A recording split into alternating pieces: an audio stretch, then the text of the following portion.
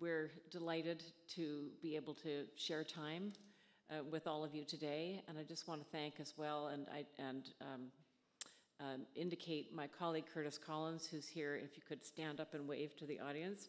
Curtis is the co-curator of this exhibition, and we have lots of shenanigans up our sleeves in the years to come.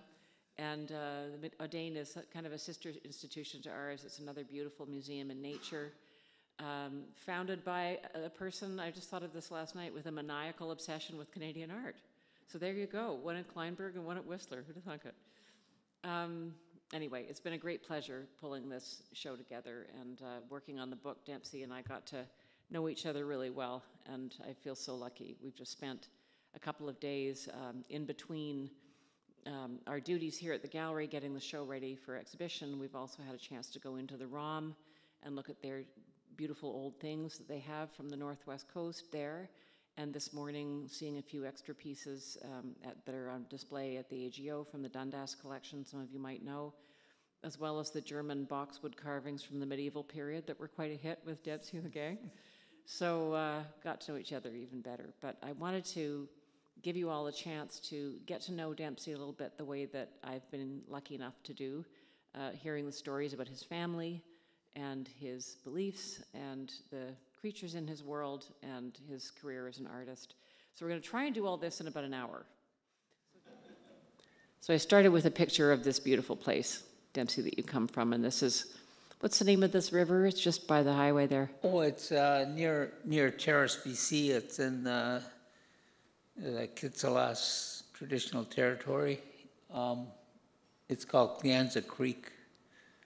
And it's a very beautiful place, and like myself, I like looking at the rocks and the shapes, and I see faces in the rock sometimes, in the shadows.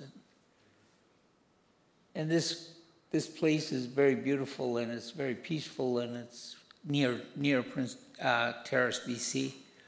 And so I take my grandkids there, and me and my wife will go there just for a ride, just to be there.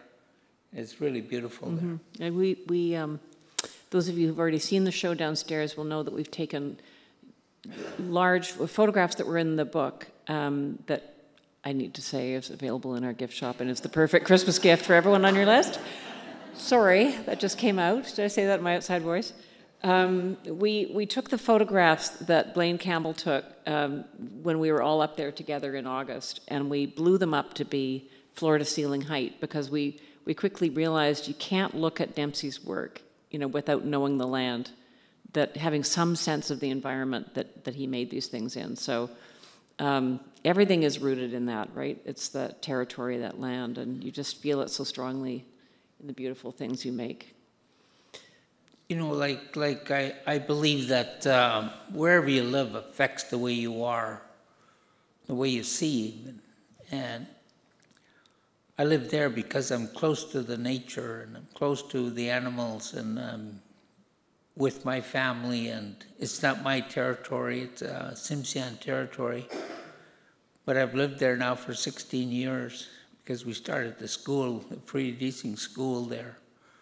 And I'm inspired there, and I'm inspired by our culture and our people and the land. And I think the difference there is that I could go and I see the eagles, I see the ravens, and we fish there.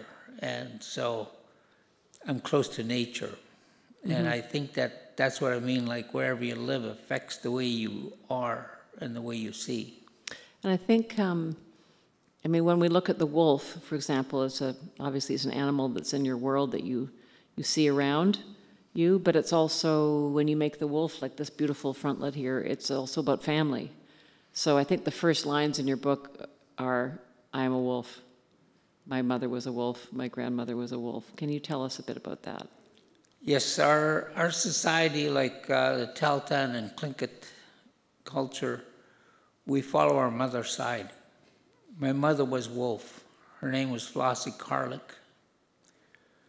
And her mother was Julia Carlick. Julia Ward was her maiden name, from Athlone, and they were inland Tlinkits. And Which is further north than Tahltan yes, territory. it's Yeah. north Up of towards Talgra. Alaska. Yes, Yeah. yes, because my grandfathers are Tahltan and my grandmothers are Tlingit. Tlingit, yeah. So I write down both. And I was lucky because I was born, my grandmother, Julia, her father was a carver from Alaska. And he made the sheep horn spoons. And he made masks, he made small poles. And he carved around the turn of the century. And so I was lucky. And also our great-grandmother, our grandmother's mother, she was a basket weaver. So, and when I think about it now, like my mother was a beater and she made regalia. She made our clothes, she made everything for us. Made our moccasins when we were kids. And she was an artist. And my great aunt, Eva Karlik, we call her Grandma Eva, because she was married to my grandfather's twin brother. And so she was an artist too. She did beadwork, and she was a singer and drummer. And that's where some of our songs, she kept the songs alive for our people. And then she taught me some of the songs, and I learned some of the songs from my grandfather, Johnny Sincoots, my mother's dad. So I was lucky. Yeah, so the wolf here, you know, it's a creature in your world, but it's also an expression of your clan. And it's such a beautiful piece. You'll see it in the gallery. We have it lying down right now, and when you look at its beautiful pelt too, it kind of runs along there like the river does. It's a beautiful piece. That last piece was, it's a forehead wolf mask, and that's how we show our crests on our heads. We show our clan symbols, and there's a little man riding on the wolf. And it's part of our stories. I can't tell the whole story, but it's a story about this young lady. She ridiculed the wolves. She said something bad about the wolves, that they ate their food raw, and she said some bad things. But what happened was they were out berry picking with her sisters, and she kept tripping and dumping her berries out of her basket. And anyways, it was getting dark, so her sisters, they left her behind. And she said, I got to tell you the short version, but anyways, this handsome guy came to her and said, I'll take you home. And when he grabbed her hand, she said they stepped over 2 logs, but it was like going over 2 mountains. And she went to this village, and eventually she married him. And she had 2 boys. They were half wolf, half human. And the boy in the middle, that's one of the boys. This one here. But that's how we get our clan from this woman. We get the wolf clan from that woman that married the wolves. And that's our wolf story, part of it. I didn't tell you the whole story. It's She's a the long source. story. She's the source. Yeah. And then this robe here, part of that story was when she was leaving. She said she didn't know that she was married to a wolf. But she was sleeping one night, and she met this woman, and she was a Wolverine woman. And she gave her this pitch from the tree. And she said, put this on your eyes and go to bed. And when you wake up, you'll see where you are. And that's what she did. And when she woke up, she was in a circle of wolves in the snow, sleeping in a circle of wolves. And that's what's on the blanket. You look in the back, there's a circle of wolves. And then she went back to the Wolverine woman, and she told her how to get back to our people. It's a long story. I can't tell the whole thing, but that's how our art, like it's rooted in those stories. You know, I was lucky. I got these stories from my grandmother, my great aunt, and also from my mother too, and my grandfather. And So my grandmother, but like my mother used to tell me stories when we were washing dishes, you know, and she'd tell me stuff, you know, and I It's a know way to that. keep you working at the dishpan. Yeah. To tell the stories. Yeah. So this is a way, way back now. This is also a family picture. Yeah, the little boy is Down the middle? the little guy there. This is 1896. That's Johnny Sinkoots Garlic. That's my grandfather. And these guys Incredible. were medicine people, and they were going to make him a medicine man, but he didn't want it. But the guy in the middle is his grandfather. His name was Etmata Sinkoots. And he's got on his shirt is a diving raven. And he's got the Chilkat blanket that was collected by Emmons about There it is. 18, well, my grandfather remembers Emmons coming in the early, probably about 1915 or somewhere around there. Emmons came through and he purchased this. And on that apron is a beaver. You can see the beaver in the middle with his tail, his hands, his teeth, and on the side is another form. It could be a salmon, a dog salmon. It could be a dog salmon, because the beaver goes on the raven side amongst our tribe. And Well, it was extraordinary to be able to find it. yeah, again. we're lucky that we were able to find this Yeah. this piece. And the Chilkat weavings, they were used by leaders, family leaders, chiefs. And my grandfathers, they were the leaders amongst Tahltan people. And would this have been made by his wife? No, we don't know where it came from. Yeah. See, He may have got I it from seen someone else. another Yeah. robe, like apron like this in Alaska. So there was a pattern made, you know what I mean? And, Yeah. and so I think they made maybe 2 or 3 different ones, you know? It's extraordinary. Yeah. And of course, the little objects at the end, Those are puffin beaks. puffin beaks, and they Puffin make a beaks. sound when you move that make Yeah, the they dance make the noise, yeah. beautiful. This So is here's the man, Johnny Sinkoots, Johnny Sinkoots Garlic. He's on the left there. this guy. He looks like the gangster. He does. And that's my uncle Herbert Garlic. Yeah. That's he's my mother's brother. And this was the early 50s. And what happened was, like, Grandpa came down from Telegraph, and he loved traveling. And he went back home and told the Tahltan people that we need a lot of cannery workers down in Port Edward. Because them days you had to work on the fish. It's going to spoil. There was no big refrigerators and all that stuff, so you got to work on it till you get it done. And so he said there's lots of work down there, and he went back Telegraph, and that's how Telegraph Creek was further north, right? And Stikeen.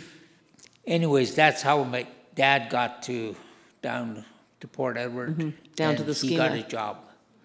And what happened too was that the fur market was going down, way down. And the last time my dad went trapping, he made $7. And his grocery bill at Hudson Bay was $20, so they couldn't even pay their groceries. So what he did was he said, my uncle Alex said they cut wood and they made enough money to pay off their grocery bill, and they saved a bit of money, and that's how they got down to Port Edward. You told me that there were people, indigenous people from all over the coast, the northern part of the coast, that were working in those canneries. It was like a melting pot of all these different cultures. And plus the Japanese workers were there too, that there were camps within the camps of different types of people. Yeah, there was Haidas, Tlinkits, Tahltan, Tsimshian, Gitsan, Haislas, Nishka. There was Bellacoola. There was carriers, but people came from all over, and the cannery village was like a melting pot of different tribes and nations and people in the 50s and 60s. And I grew up there. We went there. My family went there in 1952.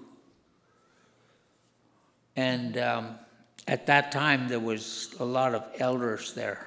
And our culture was very strong then, too. And in the canneries, like our people, they shared. We shared everything. Salmon. If somebody got salmon, everybody got salmon. Herring eggs and halibut and everything. Seaweed. And it was strong. And I remember my dad used to get deer meat and we used to give it to people that need it. You know, he'd tell us to give it to this people and we'd go and give it to them. So here you are. Full of mischief. That's me on the left, and then the little guy in the middle, that's my little brother Lorgan. And the other one is Tony Bob. That's my older brother. And so this would have been what the cannery looked like, and you'd have a whole family in one of these little houses, right? One of these little places. Yeah, this is the cannery village, and In Port Edward. it looks pretty run down now, but it didn't look like that then. Yeah, exactly. And a lot of freedom running around. And you've talked a bit about how you got into carving, you know, really young, like to making your own things to play with and Yeah, to make your own fun.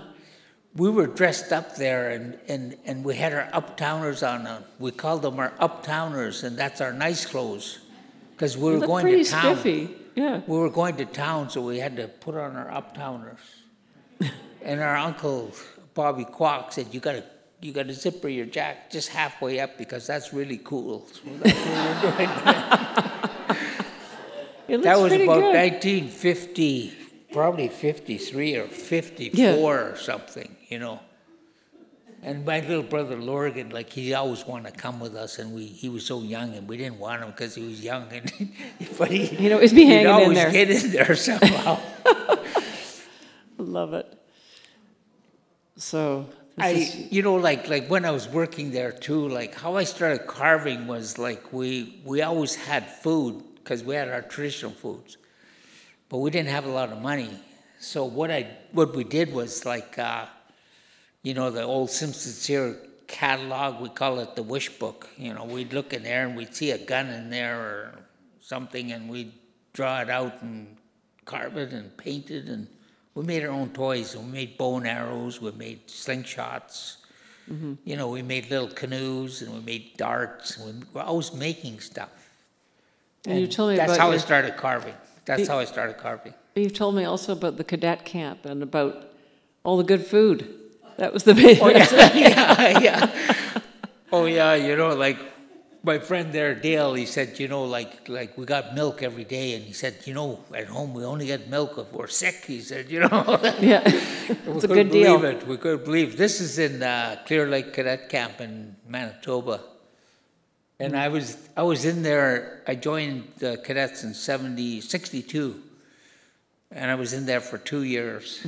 But it was, now I think about it, it was some of my best times because I got to travel, and we never went on a big plane, you know, like, and we flew to Vancouver. We never been to Vancouver. We never seen a television. So we got to see a television, and we got on a train in Vancouver and went all the way to Brandon, to Rivers, to Clear Lake Cadet Camp. That's where it was. And there was cadets from all over Western Canada. And so these are my friends. That's Dale Brooks and Ellery Day. Ellery Day's Taltan too, and he's from Telegraph. And he's a raven. And Dale's a killer whale, and I was a wolf. This Sounds is like a when we were good in trio. cadets, but how we got through too is we helped each other. Like all the First Nations, we helped each other, and we worked together. So here you are. Now you're out of cadet camp, and a whole other thing is going on. Oh, yeah. This is about 1960. It's the early 60s, I think, yeah. Yeah. That's so my this wife. That's my wife, Margaret, but I call her Pie. who's just fabulous. It's such a drag she's not here with us right now, but she's avoiding traveling right now for very sensible reasons, but we miss her a lot. But this was this around the time you were starting to have some exposure to carving, or not till later than this? Oh, just after this. Yeah. Yeah. I met Frida Deasing about 1969. This was about 68. But this is Frida. And Frida was I realize now an incredible teacher, because a lot of people know stuff, but they can't teach. And Frida was a great artist too. And she was one of the first, she was the first female to teach or to even carve a pole on the North Coast. And these are one of the poles that she did. And she didn't have a whole bunch of tools too, and she just had her little adze, but she worked steady, you know, and she was, you know, like, I think about it now, like, what if I didn't meet her? You know, what would I have done, you know, with my life, you know? And she was such a good person, like human being.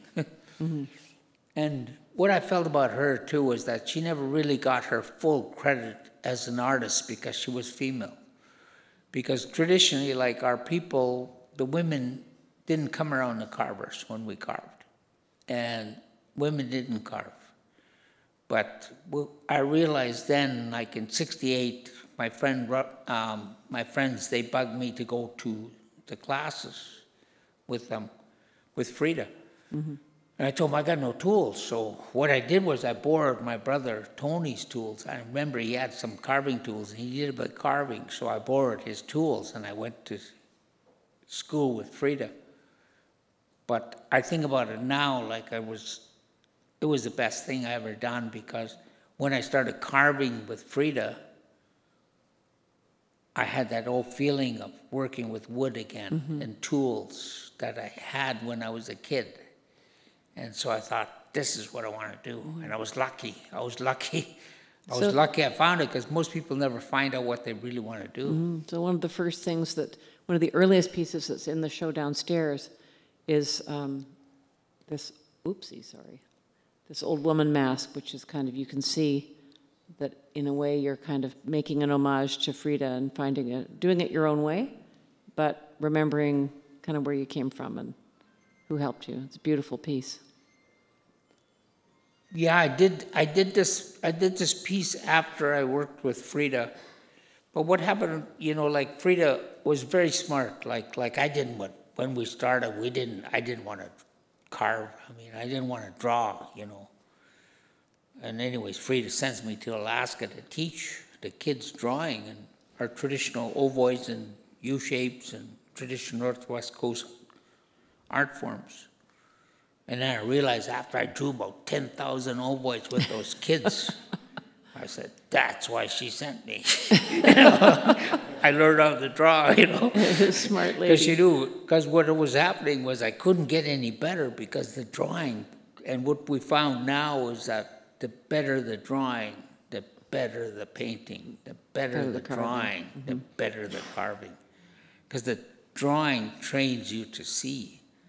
Because most people are blind, they look, but they don't see. What I'm saying is that you only really see what you know, what you really know, you see. Well, and I think the thing about even in these very early works, the sense of line is such an incredible aspect of everything that you do. I mean, the lines are so beautiful, they're so sensuous, but they're also so integrated with each other. Every line in the form feels like it couldn't be any other way. You know, and that just gets stronger and stronger as you go over the years, it seems to me. Yeah, because like in the Northwest Coast, every line affects the other line, you know, like, and they got to be able to flow.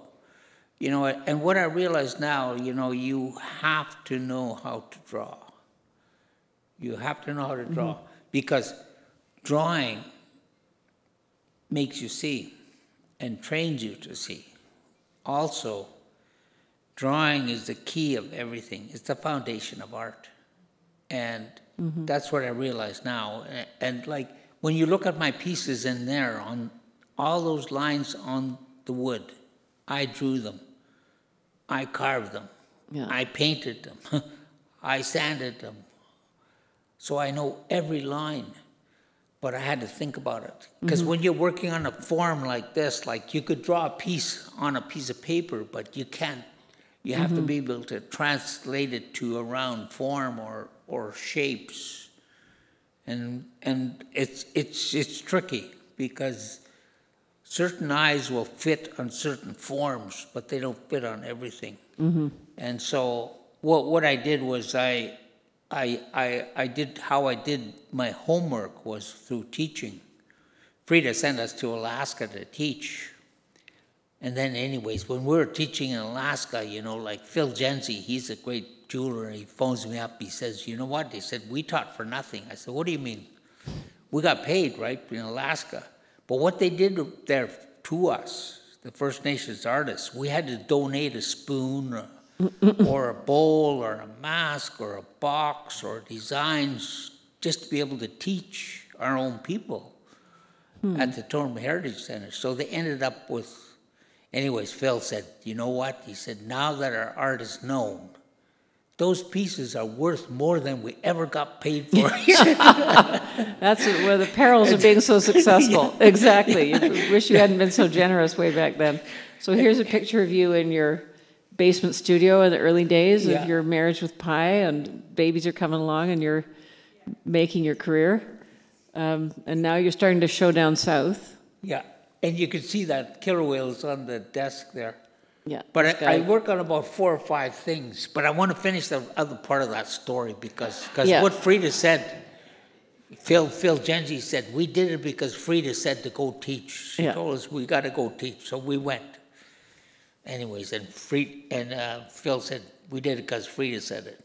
Then at the end he said, we done it for the love of Frida, he said.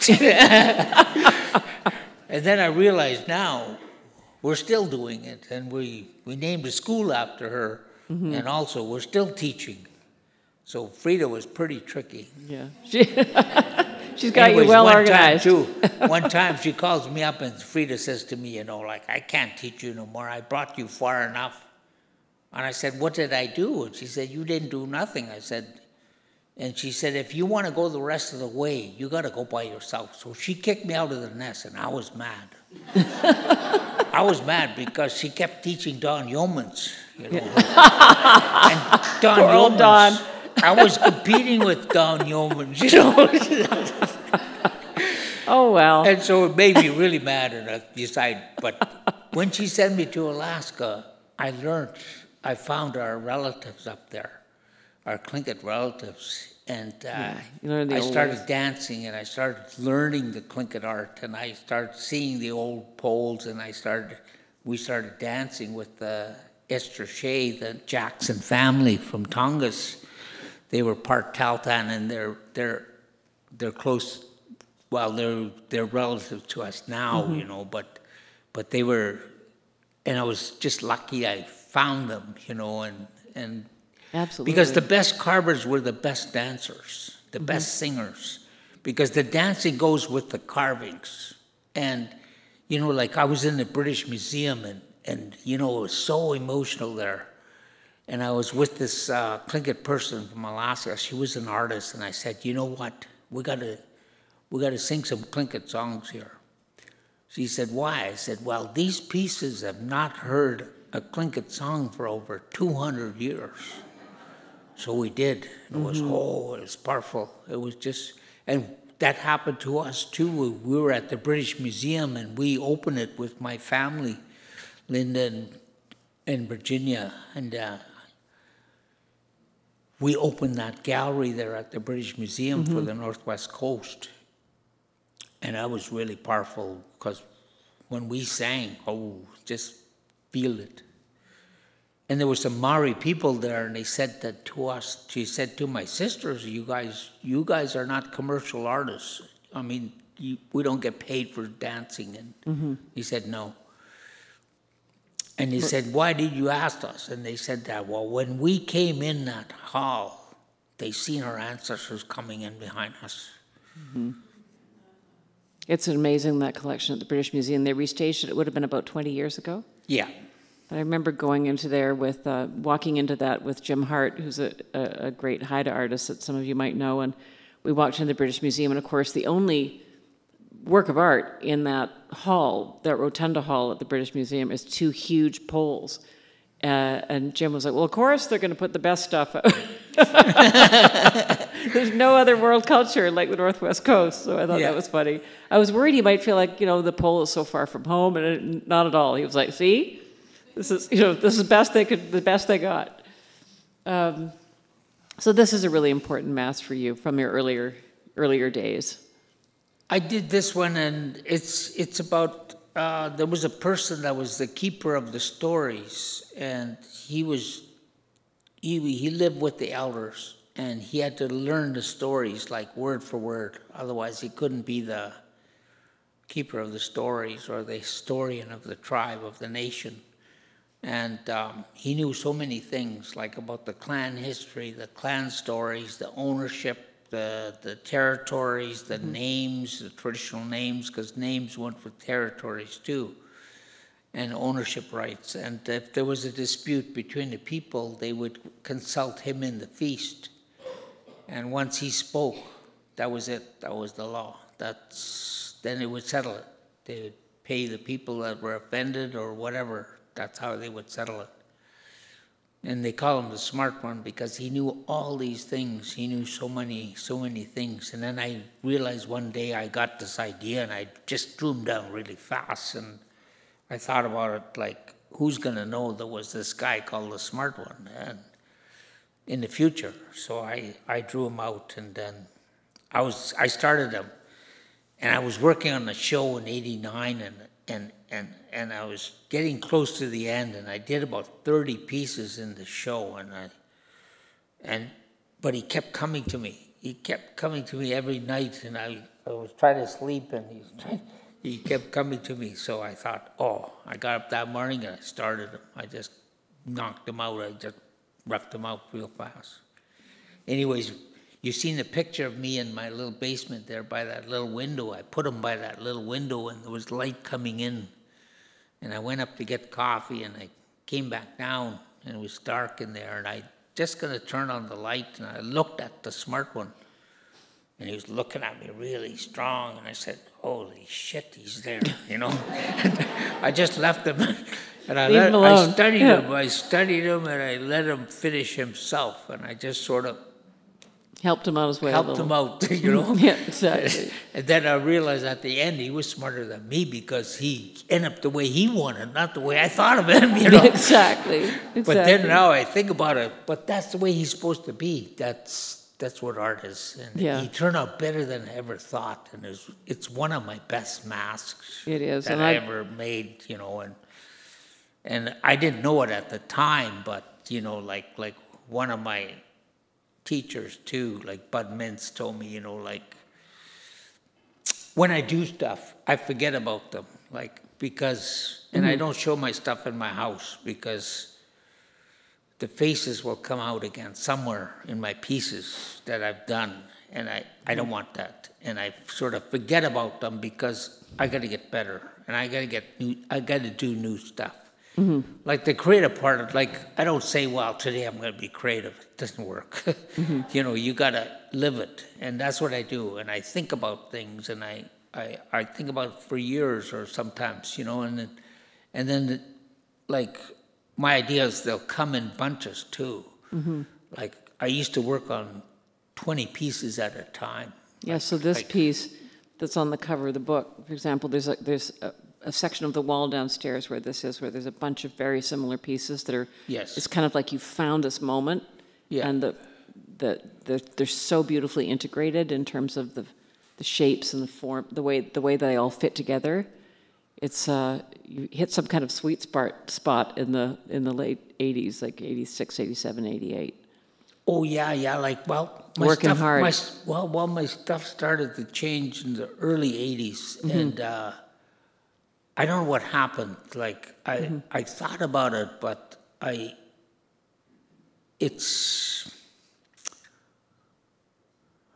what I tried to do with my work is I knew I had to find my own style, my own art. And if you're a true artist, you got to find your own truth, your own passion, your own vision, original vision. And it has to come from you. Because you could learn so much being an artist. You could do so much. but eventually, like, you're on your own path. You're on your own path. And eventually, you got to go your own way. Because that's where your style is. That's where your art is. That's where your truth is, if you're an artist. And I knew that. And that's what Frida was telling me, too, by kicking me out of the nest. And then I realized, well, I'm not Haida anyways, you know. So, Yeah, so what am I doing here? Oh, I don't want to be anyways. So this is when you and I met for the first time, was Land Spirit Power at the National Gallery of Canada, and your little frog sculpture in 1989.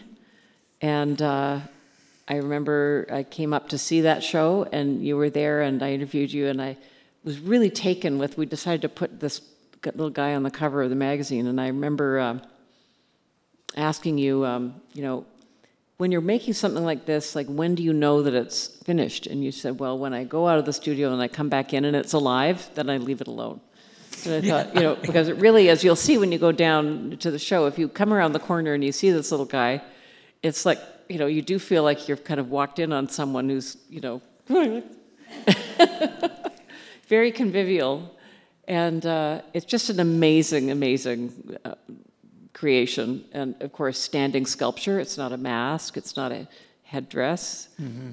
It's something else. So I think you had some commentary on that from one of your visitors. Oh yeah, this lady, she says to me, you know, she said, I call him my little froggy guy. And she said, it's not Northwest Coast. And I said, what do you mean? I said, that's Northwest Coast because I did him. And she said, well, it's not a totem pole. I said, well, it's not a totem pole, it's a sculpture. And she thought that we just made totem poles. But our people, they made sculptures. They made everything. Everything. And then, anyways, this guy made it to the National Gallery of Canada, so I think he was right and she was wrong. But it took a while, this one, right? You carried him around for a bit? Oh, yeah, I used to pack them around in my basement, you know, like, and they were just like they start off like a big block of wood and they kind of end up like my little children, you know. And then I know every line and I know all the forms. I know painted them, I sand them, I carve them, I draw them, I think about them. And all that personality comes out. Yeah. Yeah, I try to. I've always, you know, what I believe in art, it has to have life, its own life, its own life, its own truth, its own what space, its own self. It's got to be real. And how do you do that? Like with a piece of wood and with just tools. Just nothing, yeah. And that's what I've tried to do with my work, to bring it. I notice, like great art, it's alive. It's got something. It's got feeling. It's got life. It's got its own energy. Yeah, it's going somewhere on its own now. Yeah. So this is one of yours and Linda's collaborations, which I wanted to my sister Linda's here, and we started working, I don't know what, 80s? Oh yeah, after 89. But we started making robes, and this is the eagle, you could see it. And then I painted the eagles on the top, because when you put it on, the eagles are going to hang down on the side. And the eagle is our spiritual bird, and it's part of our woes amongst the Tahltan and Tlingit is on the eagle side, and we're part of it. Well, and what we did was this, with this piece, we did the whole regalia. The frontlet is in the, and the chief's hat is in there. But we made the bib, like the shirt, the aprons, the leggings. I made the talking stick, and we made the rattle, the chief's rattle, and the chief's bowl, but we displayed that all in Whistler. Yeah, Whistler. But you know, like what we were doing was like we had to learn it again too, because our mother did it, but we started, and it was, what's amazing is it's still in us. It's in my sister, and the fine sewing and design, sense of the art is still with us. And Linda did also the wolves in the snow blanket that we saw earlier. Yeah. You did the clasp for the neck, and then Linda takes it away. Yeah. With the fur. What I did was I'll do the drawing of the design, and I used to cut it all out for her, and then she'd sew it together. And when I started, I was the big boss, and they used to listen to me. But now, Not so much, eh? they're the boss. So there's a moment in your life where you engaged with the South Pacific and New Zealand, and you took a trip down there that was pretty important for you. And I think you told me you've been to New Zealand 11 times since Yes. then? Mm-hmm. So Well, this I met- piece is inspired by that trip down there because it's a different kind of wood and Yeah, this different- wood is totara. It's their main, the Maoris, one of their main carving woods. And I wanted to try it. And we've had a very close relationship with them, and it was really neat. It's because their culture is so similar to ours, but different.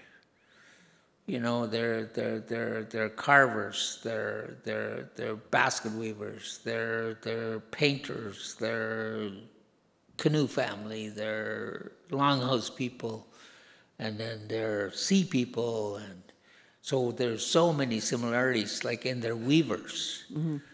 And their weaving of their ropes is the same technique as our Raven's Tail and Chilkat weaving, same technique. And some of their baskets are the same as Prince Rupert and New Zealand and nowhere else in the world. So, and I've found out too that like their old carving tools, same material as ours, same shapes almost, just different handles. And I found so many similarities like that. And then what happened with us is the best thing that happened with my nephew and us. We were adopted into a canoe family there, and we've lived with them and participated in the culture and the real Maori culture. And we were very lucky. And my sisters, we've been there. And we danced. And one time we danced, it was, you know, they said dancers 4 o'clock in the morning, and we couldn't believe it. It was, because what they do too is like right at daybreak, that's when they do the ceremony, you know. And I don't want to say too much about it, but it's spiritual to us too. We say like Tahltans, that's when they prayed, and that's when they smoke the hides too, because it's still. Before people get up and are grumpy and crazy and stuff. And my grandpa says you got to do something before the raven talks, because after raven talks, everything gets crazy and people... get busy. Yeah. Yeah, so, but anyways, I was lucky. But what happened with the Maoris, to me, to us, made us see our culture different. And really think about it. Because when you live in your culture, like, you know what to do. Like, if something happens, you know what to do. And how we run our feast system and how they run theirs, it's very similar too, you know, but they just do things different. And we do too. But There's a connection. there's a connection, yeah. And then it made us, they challenged us, but in a good way. And they twisted it on us in a way, but we did too. And they were spying on us, you know. Getting all your tricks. But I was spying on them, you know. So we one spied of- on them too. So something pretty crazy happened with your sculpture down there, is that you started taking the form and turning it away Yeah. from the front. What happened was down there, like I had to do a piece like 3 feet, like this long about. But the wood was only this wide, and that's wide, and this deep. And I thought, I had an idea for a Tlingit warrior with his helmet and his visor, and you know, and it doesn't fit on that. The scale won't work on a piece that skinny. You know, it had to be like that shape. Anyway, so what I did was I twisted it. I thought about it. In the middle of the night, I thought about it. And I used the corner of the wood, like this for my center line.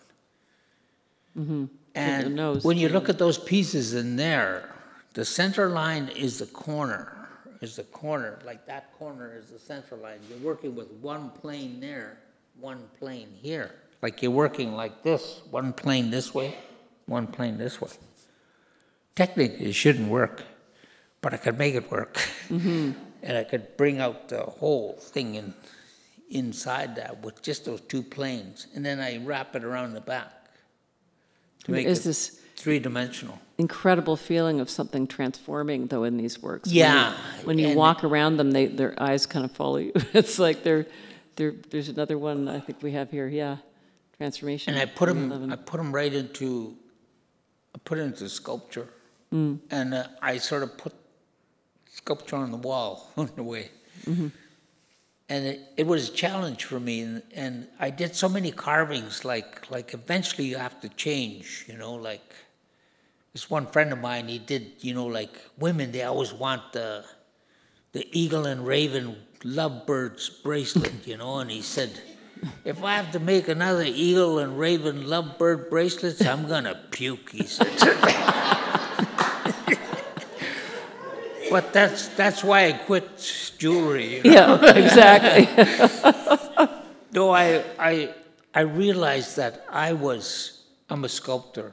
And you got to do what you do best. You know what I mean? I love sculpture, and I love learning it too. And what I realized too is that, like, if you're a true artist, if you stop learning, you stop being an artist. You sort of never get better. You never get worse, but you're finished.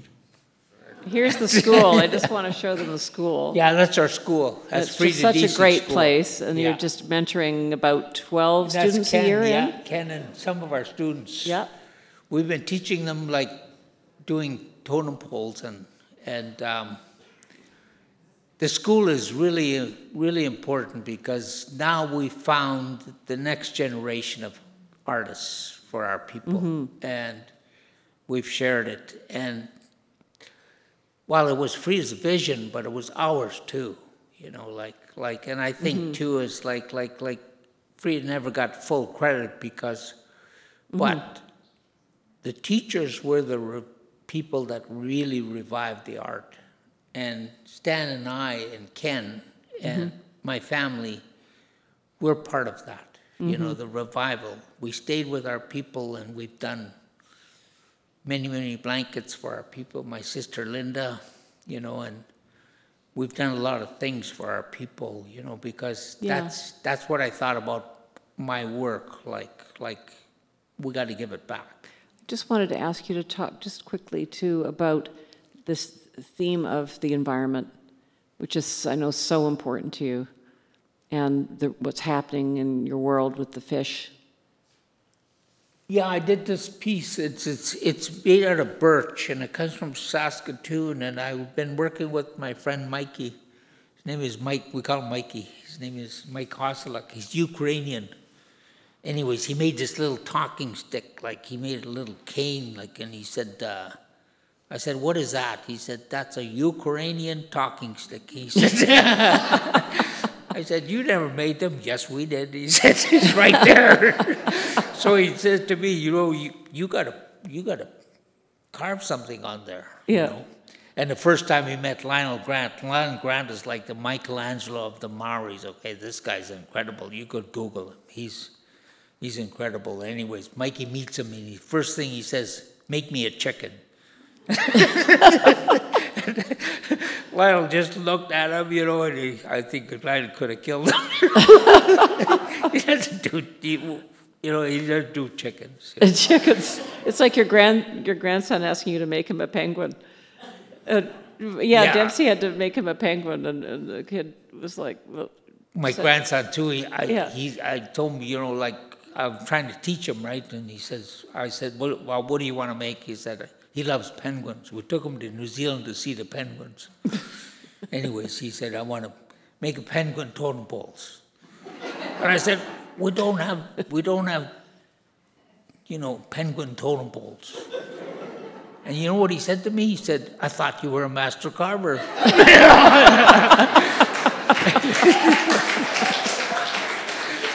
And his name is Nate Bob.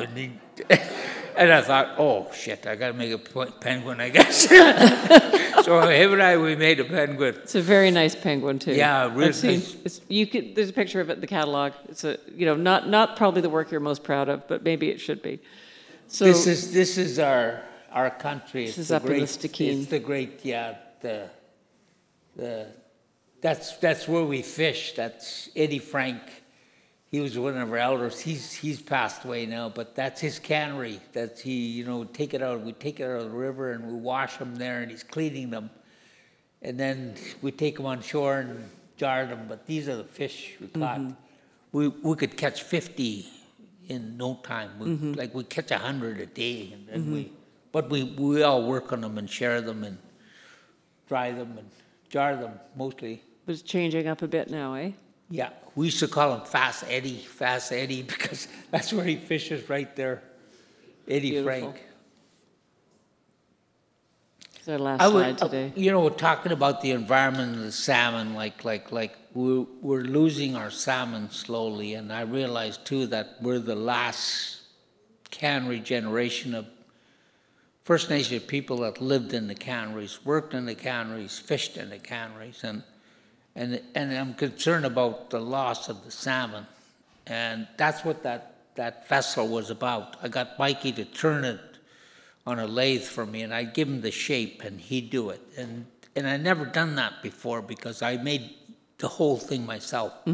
But I want to do a different challenge, and adapt my designs to new forms, And I made so many bowls myself that.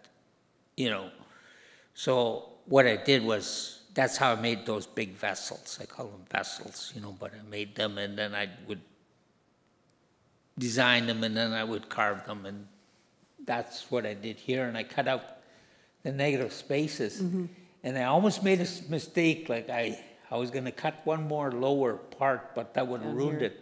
But these salmon, this is the raven with holding the salmon. We say that there was no salmon in the rivers, and the raven went down to the ocean, and he got the salmon eggs, and that's the salmon eggs in his beak, and he dropped them at the head of the Stikine, the Skeena, the Nass, and that's how the salmon got up there, and then the salmon came back. And what I did was I did a realistic salmon, then a traditional salmon, realistic and traditional, and I cut it right through, and I love the form of it and the shape of it. And this is carved out of birch. It's a golden birch though, and it almost looks like our yellow cedar, because in BC we get that. It's called white birch, but it gets kind of gray color. It doesn't look really good, but this one looks really. But that's from Saskatchewan, and my friend knows where to get them really big there too, like this. Maybe you make some more. Yeah. Yeah. Yeah. So the last slide I wanted to show people is the frog stories, because I think it's a great story for our times, and a beautiful, beautiful mask. Yeah, the stories about the people, they didn't clean up their village, and what happened was frogs came around the village, started talking all night, talking. People wouldn't listen, and they sent the man, he was very spiritual, and one long time ago our people used to be able to talk to the animals, and they sent him up to talk to the frogs, and the frog said, "You've dirtied your village, now you've dirtied our village." He said, "You got to clean up your village, because whatever you do in your village affects our village." So what they did was, he went back and he told the people what the frog said, that we got to clean up, but they didn't listen. And anyways, more and more frogs came, and they couldn't sleep for days and days, and finally they gave up. And they cleaned up everything. They cleaned up the village, cleaned up the water, and they sent this man back up to talk to the frogs. And the frog said, "We're going to talk just a little bit before dark to remind you people to keep clean." And that story is about pollution. And I've been carving frogs because they're dying over the earth because of pollution. And the frog is part of our clan system too. In Tahltans, it's Kiksadi, frog ravens. And it's part of our grandfather's stories and that he gave me about the frogs. And so that's what I've been doing. And I just like carving frogs too. Well, they're great. We can see that clearly. Yeah. Yeah. So I figured if we're talking about frogs, we'd get down frog's eye view of Dempsey's World. But as Dempsey was saying, if there's questions, people should. Yeah, don't be shy. Don't you be guys shy. Don't be shy. Yeah. You got to ask me because otherwise you won't see me for a while. Question, working with wood, it's inherently unpredictable in a lot of cases. How do you deal with a critical event, I want to say, as opposed to a failure? An event if a piece splits when you're nearly finished with all the time you've invested in a piece, if the wood happens to not go the way you want it to go? Well, sometimes you could fix it, you know, like you could glue it if it's not too bad, you know, like what used to happen, like, you know, Frida, if something cracked on us or something, you know, we'd go to Frida and say, Frida, save us, and she'd come and fix it, you know, she'd glue it back together or fix it. Yeah, what we do is like sometimes if it's too bad, we just leave it. You can't do anything. Or what I used to do if it split on me, I'd take a piece of it. If there was a nice carving of a little frog on there or something, I'd keep that part, you know, and you know what I mean? Put it with something else. Just, yeah, adapt it somehow, you know. Because one time I was making this really nice bowl, right? It was a beaver bowl. I was making that bowl. And I don't know, it was a bad day and I made a hole right in the bottom. I thought, oh, shit, you know, and I was almost finished. And so what I did was I thought about it, and I cut that bottom right out and I made it into a hat. Oh, nice. And I got my sister, she put a beaver fur over the back of the beaver, you know what I mean, on the top. Beautiful. And the beaver, nobody ever had a hat like that. But I called it, you call that a happy mistake, you know? Exactly. But it was Happy accident. happy accident, yeah, that's what that is. Any more questions? Any more questions? Yes, Mr. Bob, when you're creating a carving, are you working sort of intuitively, spontaneously, or are you working with a preconceived idea or image? You mean like a definite image? Oh, yeah. Like a drawing of it, or An outline, a sketch? oh yeah, you know, like sometimes I'll do it the way, pretty well, really close to the way I draw it or think of it, right? You draw onto the wood. Yeah. Yeah. But most times now, what I do is like, I let whatever come out. Because like people always say, well, it's the creative part is this way. No, it's not always that way. It's that way sometimes. It's not always like that. And what I found too is that like I leave my mind open. And I don't say this is going to definitely be that. Mm-hmm. Because sometimes what I do is I'll find, while I'm searching for a good idea and a good shape and a good form, others will emerge slowly. And if a better one emerges, I'll just do that. Mm-hmm. I'll go that way. And I find it's a real good way to be creative. And because sometimes, you know, it's hard to think of every little bit of it. And what I do is I let whatever is inside me come out. Because what happens to me is like when you're hot, you're hot. I could do 10, I used to be able to do 20 pieces at a time, and I'll get an idea from one. And then I'll piggyback the idea onto another one somehow. You know what I mean? To make it better, change it. And that's how I think, and that's how I work now. Now, how I work is I'll have an idea, but I'll develop that idea as I'm going, and I'll try to make it better. I always try to make it better, because I always believe I could get better. And what I do is I try not to hold monuments up to myself, like say the smart one. I forgot about him, and I want to do something else, because sometimes it'll come back to you. So you never, good to not always be completely in control, right, of what you're doing. You can follow it, sometimes it follows you. Yeah, because, well, if it's a really, really good idea, and like, I'll just go with it. I'll go with it. But I always keep an open mind, because the creative part is like, it's not always one way. And I was lucky, myself, like I'll see the, like in the land, I'll see faces. I'll see designs. I'll see it in the snow. Sometimes I see it in the water. And it comes from me knowing.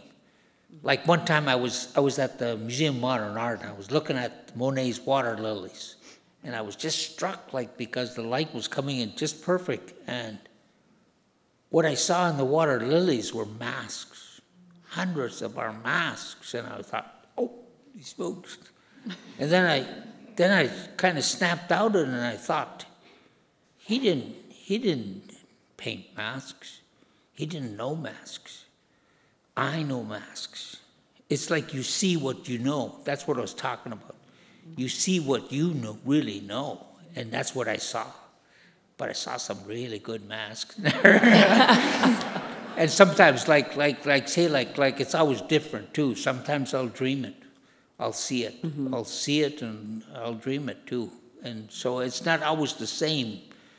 And what my grandmother, Grandma Eva, told me was that, like I'd tell her, because I had these crazy dreams, and then she'd say to me, well, don't be afraid of it, because it's our great-grandfather's name, the carver.